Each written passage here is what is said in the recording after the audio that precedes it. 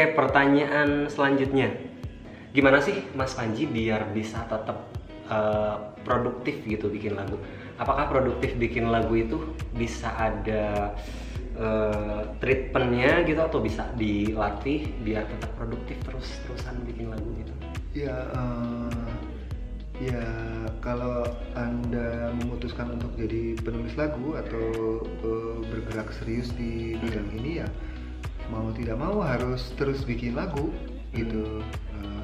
Harus atau berkumpul dengan orang-orang yang mendukung itu gitu ya. Circle pergaulan. Meskipun ide itu muncul dari mana aja ya. Dari segala bidang apapun gitu, ide itu bisa muncul. Terus saya cukup percaya pada proses latihan ketimbang bakat. Gitu. Jadi orang-orang yang berlatih akan lebih survive daripada orang yang berbakat. Survive maksudnya survive tuh dalam mengolah data ya, mengolah cara pandang, mengolah ide gitu. Kayak saya kan nggak begitu mumpuni kalau pengetahuan bermusik mah terus musik. Tapi saya kan berlatih terus. Saya seni rupa, saya tetap bikin lagu. Sampai akhir malah jadi yang bisa menghidupi saya gitu. Iya. Jadi terutama ya kalau bekerja ya jangan nunggu mood lah gitu. Mood itu harus diburu, jangan ditunggu. Kalau ditunggu tuh misalnya, ayo ngerjain sesuatu ya, ketemu, udah. Jadi kalau misalkan Mas Panji naik motor gitu, terus lagi ada inspirasi gitu, wah bikin lagu terus berhenti dulu. Ya memang begitu. Memang begitu. Kalaupun nggak sempet berhenti ya, kayak ulang-ulang aja. Biar ingat gitu ya di jalan. Ya, diulang-ulang. Dan banyak juga yang misalnya saya nggak sempet rekam dan tiba-tiba lupa dan itu menyesalnya luar biasa. Jadi harus buru-buru direcord ya, atau buru-buru didokumentasikan gitu ya, biar tetap ingat dan lagunya jadi. Kalau musisi kan bisa ditulis gitu ya, jadi biar melodinya ingat, gitu ya, nggak perlu alat perekam ya, dia bisa tulis ini larinya kemana, nadanya gimana, gitu ketahuan. Iya. Punya tips nggak sih buat para pembuat lagu pemula nih yang memang baru pertama punya niat nih pengen saya mau bikin lagu gitu? Punya tips nggak buat mereka bagaimana sih cara mengawali untuk membuat lagu? Untuk mengawali bikin lagu itu apa ya? Ini sebetulnya banyak polemik di dalamnya ya. Tapi cobalah mungkin hal-hal sederhana gitu. Jangan bikin lagu yang berat-berat. Bikin lagu yang ringan-ringan aja. Yang membahas tentang sesuatu yang ringan gitu. Terus atau teman-teman bisa melatihnya dengan bahkan musikalisasi puisi atau ya saya sebutkan ini masih diperdebatkan gitu ya, apakah puisi harus musikalisasi atau puisi mah nggak perlu dikasih musik gitu di antara ya karena skripsi saya juga ini musikalisasi puisi, pembimbingnya ini Mas Panji kebetulan jadi sarjana karena alhamdulillah. Terus bisa belajar memusiki sebuah syair puisi, lirik puisi gitu, terus dimusikin, bisa belajar dari situ. Terus misalnya ada quotes apa gitu ya, ada quotes apapun gitu, bisa idenya dari situ dibikin lagu itu. Jadi bisa jadi proses latihan ya. Ya itu proses latihan karena ya memang harus terus dilatih. Terus biar kenapa harus dilatih? Karena biar PK kan, kalau nggak PK kan meskipun punya bakat susah mengolahnya. Makanya saya lebih percaya pada orang-orang yang berlatih ketimbang yang sekedar membanggakan bakatnya gitu. Iya. Kayak mungkin waktu Mas Panji masih kecil aja, nama-nama gerobak itu, nama-nama pedagang itu ditulis-tulisin terus dibubuhkan melodi di situ dan jadi lagu ya. Enggak saya tulis itu saya memang baca aja. Oh, baca aja. Nah, ini nih menurut Mas Panji lagu yang bagus tuh yang kayak gimana sih? Lagu yang bagus relatif ya. Kalau lagu yang bagus karena dalam 3 bulan aja selera musik udah bisa berubah. Ada yang viral, itu yang bisa jadi bisa jadi sebetulnya lagu itu bagus atau tidak, tapi itu yang akan bisa jadi diingat atau bisa bahkan merubah cara pandang banyak orang ke musik itu ya. Jadi kalau musik yang bagus menurut saya ya musik yang berestetika. Jadi entahlah musik itu berestetikanya misalnya di bidang liriknya, atau di bagian musiknya, atau di bagian bahkan ke pesona si pembawanya. Ini bukan tentang lagunya tapi tentang siapa yang membawainya. Itu pun bisa jadi kategori musik yang bagus, karena musik nggak bisa musik hadir tanpa ada yang memainkannya, tanpa ada yang bahkan kalau misalnya nggak ada yang mainkannya, suara alam siapa bilang nggak ada yang mainin, ada yang maininnya, ada yang maininnya, suara sungai, suara nyamuk,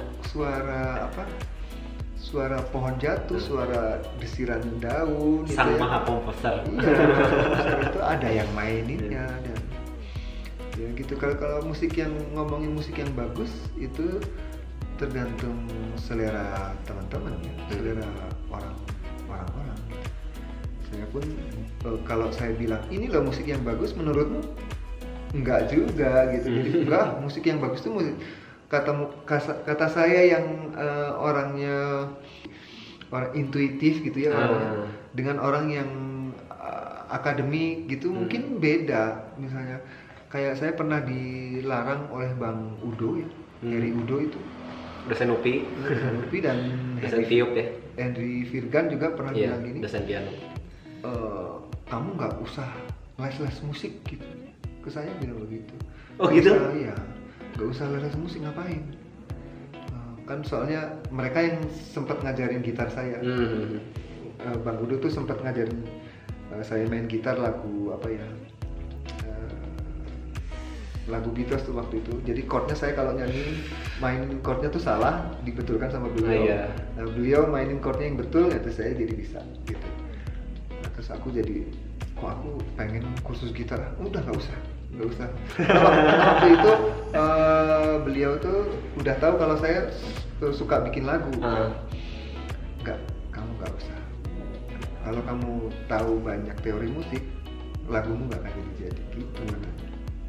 Udahlah, kamu bikin lagu aja, sekenanya, se-enjoynya kamu. Jadi saya berkesimpulan kalau bikin lagu apa ya? Oke, bikin lagu yang penting hati senang. Itu bikin lagu itu. Setidaknya bisa diapresiasi oleh diri sendiri ya. Iya. Saya ada lagu yang benar-benar saya suka sih kemarin, yang nggak baru-baru juga sih, udah agak lama nih. Judulnya Tafsir Cinta. Jadi di dalam lagu ini Mas Panji kayaknya menafsirkan cinta versinya Mas Panji. Nah, jadi lagu ini ceritanya tentang apa sih? Apa sih interpretasi Mas Panji ini tentang cinta, atau dari lagu ini pesannya apa? Lagu Tafsir Cinta ya. Lagu Tafsir itu lagu yang kata orang sih berat lagu itu. Padahal saya menyampaikannya juga dengan ringan aja ya gitu. Meskipun saya pembawaannya juga kadang suka berat juga ya, segak juga kalau perform depan teman-teman gitu, depan khalayak gitu, depan audiens gitu, saya kadang suka segak juga bawain lagu itu. Memang lagunya berat. Jadi tafsir cinta kan jadi kalau engkau mencintai sesuatu ya jangan tanggung-tanggung. Kalau yang engkau cintai itu hanya memberikan air mata, kesedihan, karena engkau cinta, kau nggak boleh mengeluh. Nggak boleh mengeluh itu. Terus tapi lagu itu karena lagunya konsepnya ketuhanan, jadi memang untuk dia gitu. Ya, jadi kita kan sering mengharapkan cahaya ilahi gitu ya. Ya Allah, turunkanlah, limpahkanlah cahayamu kepadaku, kadang gitu ya. Ceritanya ini, cerita per kalimat lagu. Jadi gimana cahaya bisa masuk kalau hatinya nggak retak. Jadi kalau mau cahaya Tuhan masuk ya harus retak dulu, harus hancur dulu. Hancurnya sama apa? Sama ujian, dengan cobaan, dengan gunjingan orang, itu kan ujian tuh. Nah, itu yang bisa membersihkan, yang bisa bikin hati retak itu. Kita kan hancur hati misalnya putusin pacar, kan hati retak. Misalnya nggak bisa bayar cicilan motor. Waduh. Nggak bisa tiba-tiba ada debt collector datang terus atau misalnya lihat anak kita nggak bisa membiayai dia sekolah gitu kan, hati kita kan retak. Nah, di saat itulah hati retak itu cahaya Tuhan tuh bisa masuk selama tidak mengeluh. Dalam sekali memang Mas Panji ini kalau misalkan bikin lirik dan lagu. Yang terakhir juga waktu saya bimbingan 2 tahun apa 3 tahun yang lalu gitu ya, yang ngobrolin tentang musikalisasi puisi, kita ngobrolin lagu Kamboja di Hati. Kamboja di Hati ya? Jiwaku sekuntum bunga. Oh, sekuntum bunga Kamboja. Jadi menggambarkan bunga Kamboja yang diterpa angin, hujanin, terus apa sih? Dipanasin gitu ya. Tetap pasrah. Maksudnya tetap pasrah gitu kan? Iya. Tetap nerima aja. Tetap nerima aja.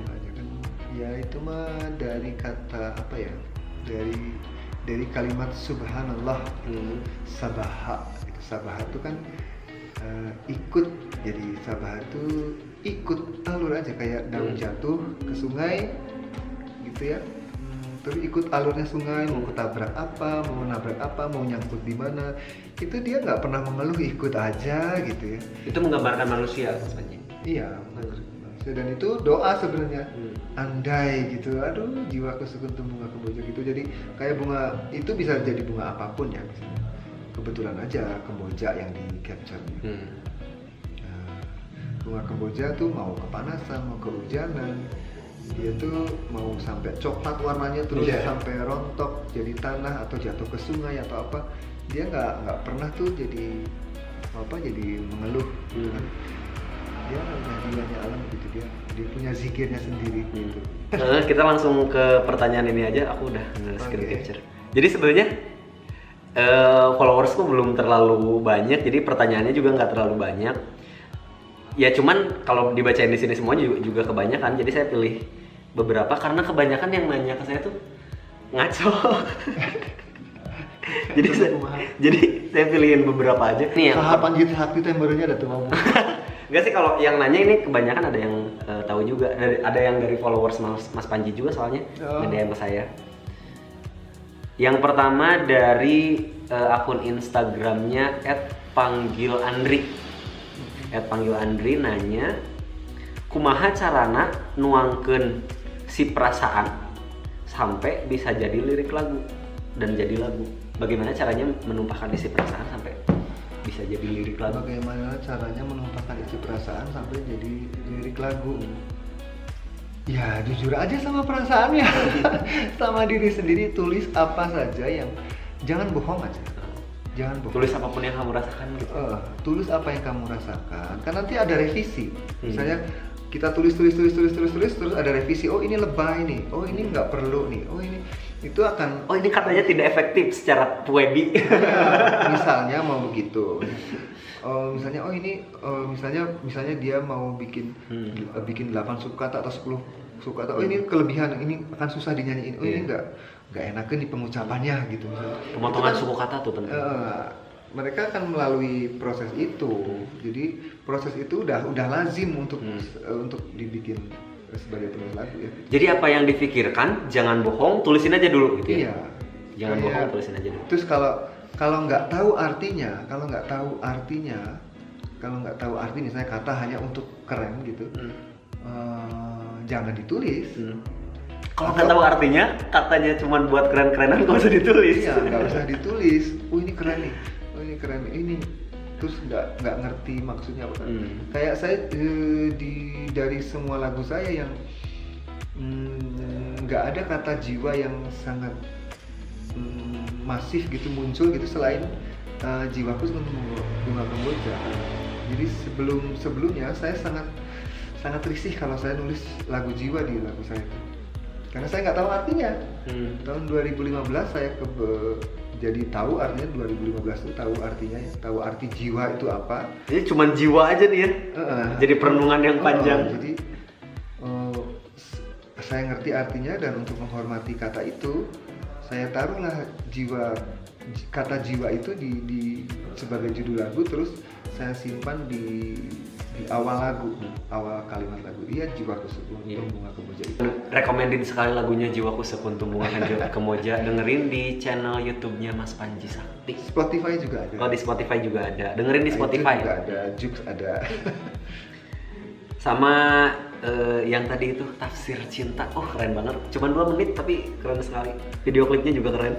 Terus dari akun Instagramnya @samsgilangs dan Samsgilangs nanyanya kayak gini, kontemplasi ala apa sih ini, perupanya Kang Panji seperti apa? Hah? Kontemplasi ala perupanya Kang Panji Sakti seperti apa? Nuhun Kang.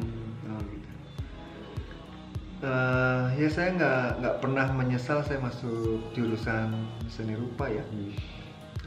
Bagi saya itu juga hadiah memang perspektifnya. Jadi kalau saya bikin lagu tuh konon ada yang bilang, bukan kata saya ya, jadi beberapa teman, terutama kata Andi Muhammad almarhum, itu seorang perupa berbakat menurut saya yang sangat pandai. Beliau bilang lagu kamu tuh kurang nyeni rupa.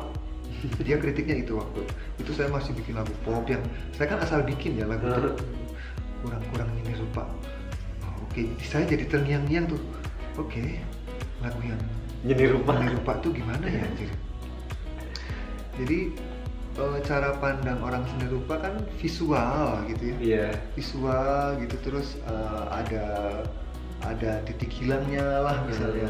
Terus ada yang nakal-nakal gitu. Jadi ya saya pakai juga dan saya. Jadi ungkapan-ungkapannya tuh lebih ke apa yang dilihat, apa yang dipandang gitu. Apa yang dilihat, apa yang dipandang, apa yang betul-betul difahami gitu. Jadi nggak kalau lagu bercanda ya nggak terlalu canda-candaan gitu ya. Gitu.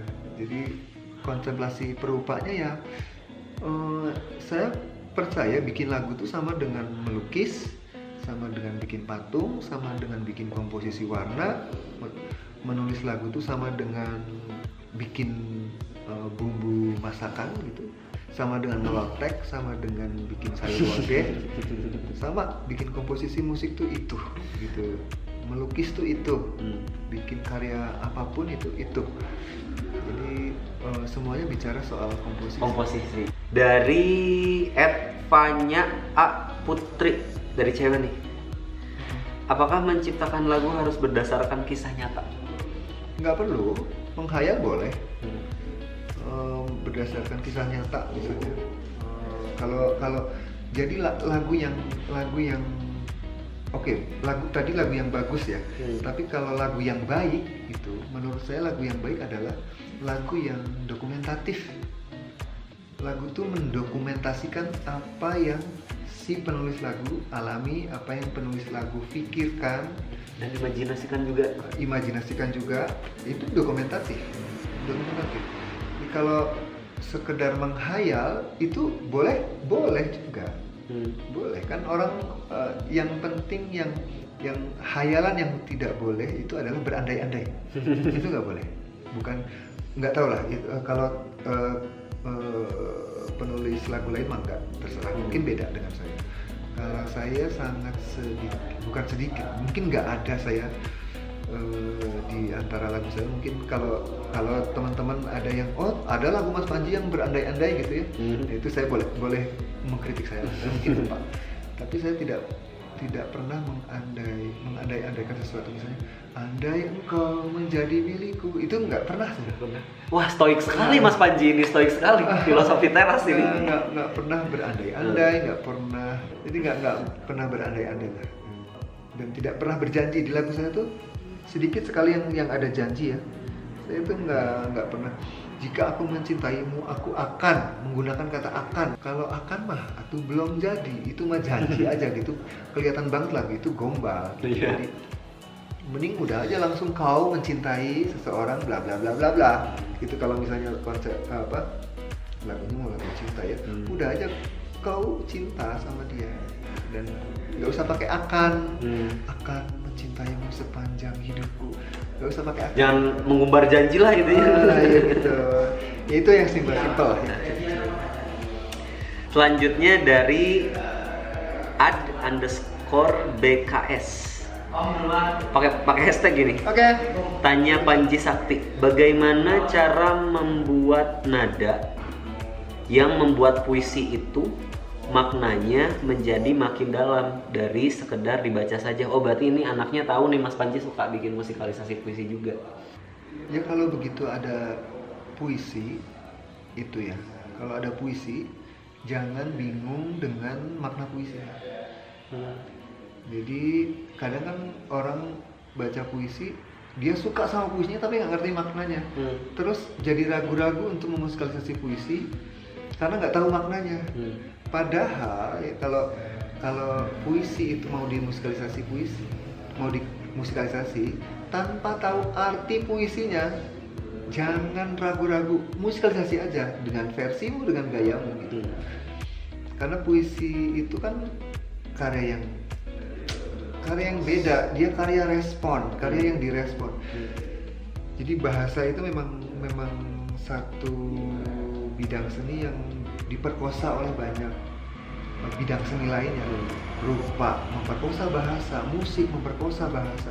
Jadi bahasa ini memang sangat fleksibel dan sangat rentan diperkosa oleh bidang-bidang seni lainnya ya. Dan saya masih ingat kata-kata Mas Panji waktu itu, katanya kalau misalkan puisi sudah dipublikasikan itu maknanya jadi merdeka. Iya, maknanya apalagi kalau puisinya sudah dipublikasi ke koran, di buku, itu jadi milikmu. Jadi milik setiap orang yang membacanya gitu. Jadi mau dimusikalisasi kayak apapun, terserah mau diartikan seperti apapun gitu. Terserah bagaimana persepsi orang yang bacanya. Terserah bagaimana persepsi orang yang mau memusikalisasinya gitu. Jadi nggak usah risau kalau nggak tahu artinya. Nah, nanti artinya mungkin ya, bahkan arti puisinya itu ditemukan saat Anda memusikalisasinya. Jadi pas musikalisasi kan dia berulang-ulang tuh ngulik gitu. Mau genrenya apapun ya, mau metal, mau hardcore, mau pop, mau betul-betul folk ballad gitu ya, itu akan ada proses pengulangan. Puisi itu akan dibaca berulang-ulang, itu akan ngerti artinya. Bukan bohong, tapi saya sendiri merasakan itu. Gitu. Jadi jangan karena mikirin makna puisinya menghambat kamu buat berkreativitas bikin musikalisasi puisi itu. Justru karena kalau misalkan kamu sudah memproses puisinya jadi melodi yang kamu bikin, justru kamu akan jadi tahu makna puisinya itu ya. Pertanyaan terakhir nih dari Uco Crispy, @ucokrispy, akun Instagramnya @ucokrispy.